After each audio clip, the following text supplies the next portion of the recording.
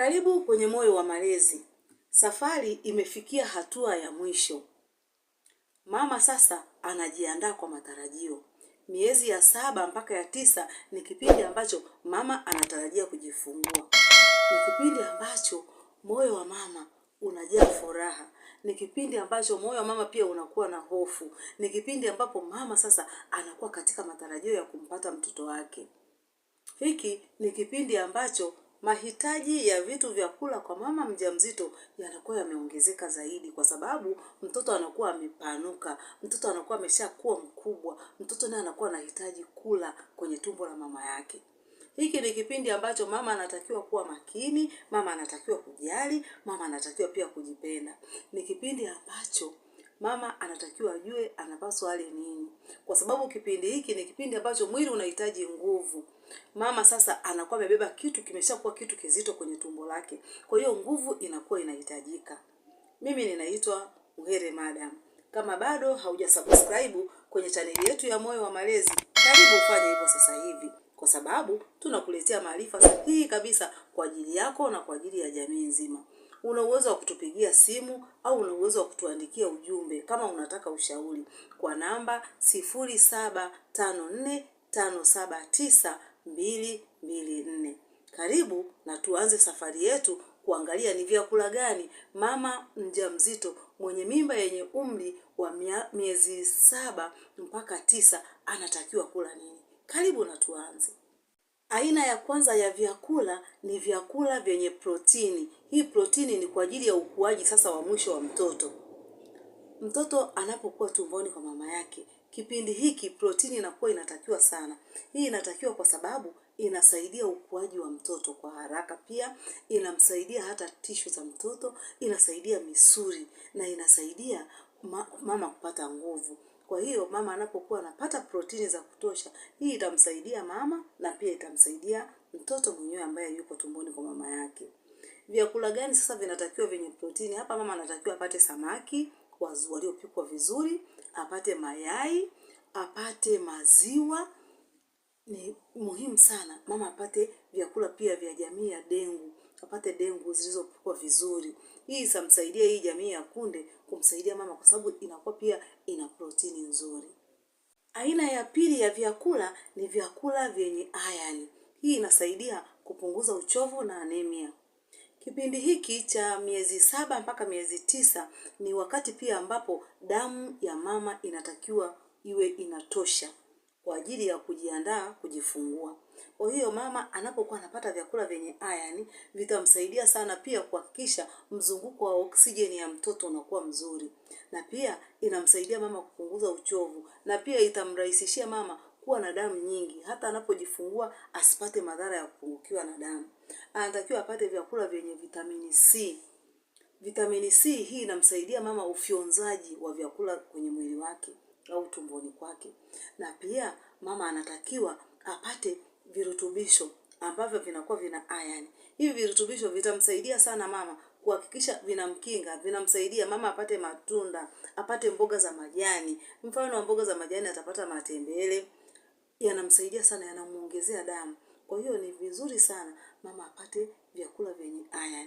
Hii ni muhimu sana kwa ustawi na uimara wa afya yake, hasa kwa upande wa damu, kwa sababu damu inahitajika kwa wingi wakati mama anapojifungua, ili isije kafikia wakati mama anajifungua anakuta kiwango ni kidogo cha damu, mwisho anaanza kupata tena matatizo ya kuanza kuongezewa damu. Ni vizuri sana akaitengeneza damu yake kwa kupata vyakula vyenye iron ya kutosha.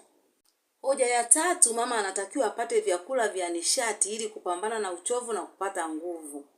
Hiki ni kipindi ambacho mwili wa mama unafanya kazi sana, kwa sababu anakuwa ameongezeka. Sio peke yake, wanakuwa wako wawili, tukumbuke. Kwa hiyo anatakiwa apate vyakula vya nishati. Hivi vyakula vinamsaidia mama kuondokana na uchovu. Pia vinamfanya mama awe na nguvu hata anapokuja kufikia wakati wa kujifungua sasa, kwa sababu hii ni miezi ya mwisho ya mama kujifungua na kupata mtoto wake. Kwa hiyo anatakiwa awe na nguvu. Apate mkate wa ngano mzuri, apate wanga mzuri ambao umekobolewa, vyakula vya nafaka ambazo zimekobolewa, apate viazi vitamu. Hiyo inamsaidia sana. Mama akipata hivi vitu ambavyo vitakuwa vinamletea nguvu, vinamsaidia hata wakati wa kujifungua. Nasikia tu nesi anasema push push, sukuma sukuma, mama anakuwa na nguvu, mama anakuwa sio mpaka anazimia, anaanza kusaidiwa. Mama anapokuwa hapati hivyo vyakula vyenye nishati ya kutosha, hata nguvu zinapungua, atajikuta anapatwa tu na kizunguzungu. Unakuta wakati mwingine mama hawezi kusimama vizuri, miguu inakuwa haina nguvu kwa sababu hajapata nishati ya kutosha. Kwa hiyo vyakula kama viazi nimesema, mkate, wali wa kahawia ni vizuri sana mama apate kwa ajili ya kumsaidia awe na nguvu ya kutosha. Aina ya 4 ya vyakula, mama anatakiwa apate maji ya kutosha kwa ajili ya kupunguza uvimbe. Katika hii miezi 7 mpaka miezi 9, mara nyingi unakuta wamama wajawazito wanavimba miguu, au unakuta wakati mwingine mwili kama vile unakuwa kidogo unapata uvimbe. Maji yanasaidia kupunguza uvimbe, na maji yanamsaidia mama kupata ule mzunguko mzuri wa damu kwenye mwili wake.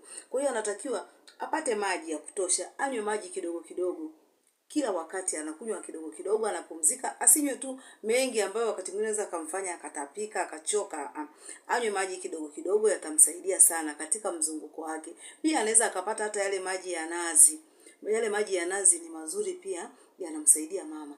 Apate maji ya kutosha, anywe na apate muda wa kupumzika. Huu ni wakati mzuri sana ambapo mama anakuwa anajiandaa kumpokea mtoto wake. Ni wakati wa matarajio, ni wakati wa furaha. Kwa hiyo mama apate maji ya kutosha, ahakikisha anaangalia mwili wake ili usiwe na uvimbe, miguu isivimbe na kujaa ikamfanya wakati mwingine akawa na uchovu. Maji pia yanamsaidia kupunguza hata kichwa kuuma. Na haya maji yanamsaidia kumuondolea uchovu. Mara nyingi unakuta mama kama hapati maji ya kutosha, anachoka. Mzunguko hata wa oksijeni kwenye tumbo lake kwa ajili ya mtoto unakuwa ni mdogo, kwa sababu mtoto hiki kipindi anakuwa ameshakuwa. Mtoto anakuwa ameongezeka uzito, mtoto anakuwa ni mkubwa kwenye tumbo la mama. Kwa hiyo anapopata maji, hata ule mjongeo wa mtoto katika tumbo la mama unakuwa mzuri zaidi. Aina ya 5 ya vyakula ni milo midogo midogo. Mama mjamzito miezi 7 mpaka 9 anatakiwa apate milo midogo midogo. Hii milo midogo midogo inakuwa inamsaidia mama, kwa sababu hiki kipindi ni kipindi ambacho unakuta mtoto ameshaongezeka, mtoto amekuwa mkubwa. Hii inafanya wakati mwingine hata njia zile za chakula wakati mwingine zinakuwa zimebanwa. Kwa hiyo mama anapokula ile milo midogo midogo, anakula, anapumzika, anatulia, anakula kidogo kidogo, anapumzika, anapata vitu ambavyo ni virutubisho. Anapata vitu ambavyo tumevitaja, tumezungumzia matunda, mboga za majani, anapata maji, lakini anakula kidogo kidogo, anapata karanga, maziwa, nyama, samaki, vitu kama hivyo anapata kidogo kidogo, asile kwa wingi sana. Nyama nyekundu anapata kwa kiwango kidogo, anakula kwenye kibakuli chake na kimchuzi chake pale anakula. Hiyo inakuwa inamsaidia sana mama kuliko akala vitu vingi kwa wakati mmoja. Hiyo itamfanya achoke. Wakati mwingine itamkatisha tena tamaa ya kula. Alafu wakati wa usiku hatakiwi kula mlo mzito, anatakiwa kula milo miepesi. Anakunywa maziwa au anakula samaki au anakula mayai. Anapumzika. Baadaye anakunywa maji, anapumzika, analala. Kwa ajili ya kujiandaa kupata mtoto wake kwa hali ambayo ni ya usalama zaidi. Mama mjamzito mpendwa, miezi hii ya mwisho ni miezi ya kipekee kabisa kwako. Ni miezi ambayo unasubiri sauti ya kipekee. Sauti ambayo utaisikia kwa mara ya kwanza kwenye masikio yako. Sauti ambayo hautaweza kuisahau katika maisha yako yote. Sauti ya upendo, sauti ya kilio cha mtoto wako. Kilio ambacho kitakuwa kinatambulisha dunia kwamba niko hapa. Mama mjamzito mpendwa, hiki ni kipindi cha kwako wewe kujijali. Ni kipindi cha kwako kujiamini. Ni kipindi cha kwako kujipenda. Ni kipindi cha kwako cha matumaini. Huenda unapitia uchovu, huenda unapitia changamoto mbalimbali, labda miguu kuvimba, kuchoka, kukata tamaa. Hutakiwi kukata tamaa. Jiamini, jipende, jitunze. Kaa ukisubiri zawadi. Zawadi ambayo utakuwa umeisubiri na utakuwa umeiandaa kwa muda mrefu. Ni wakati sasa ambao wewe utakuwa sio mwili mmoja, bali utakuwa ni miili miwili yenye moyo mmoja wa upendo. Bila shaka umejifunza kitu kipya siku ya leo. Usiache kushare video hii kwa wazazi wengine pia ambao wanajiandaa kwa ajili ya kupata watoto.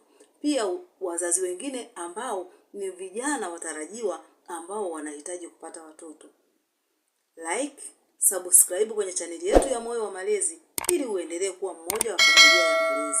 Asante sana, tukutane tena kwenye video nyingine inayofuata.